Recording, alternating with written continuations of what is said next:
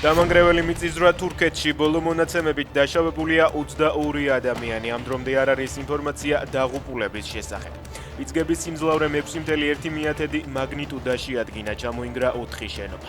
მიწისქვეშა ვიწყები იგრძნობოდა ქვეყნის რამდენიმე პროვინციაში, მათ შორის სტამბოლშიც.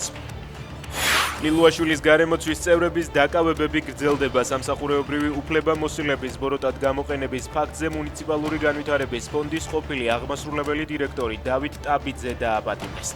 საქმე საბავშვო ბაღების რეაბილიტაციისთვის გამოყოფილი მილიონობით ლარის მითვისებას ეხება. ტაბიძე იმ წლებში იკავებდა თანამდებობას, როდესაც ინფრასტრუქტურის მინისტრი სუსის ყოფილი უფროსის მეჯვარე ირაკლი ქარსელაძე იყო. ორდღიანი პაუზის შემდეგ რუსთაველზე პირვადეების დალუქვის ოპერაცია განახლდა. პოლიციელებმა მოქალაქეებს ოქმები ისევ შეუდგინეს. მანამდე კი პროტესტის მონაწილეებმა გამზირი ისევ გადაკეტეს. დაკავებულია კიდევ 3 მოქალაქე: გიორგი მუმლაძე, კობა აფშილავა და ილია ბურდული.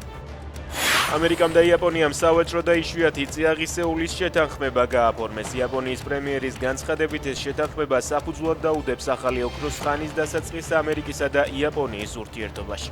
ტრამპის თქმით, იაპონია ამერიკის ყველაზე ძლიერი მოკავშირეა.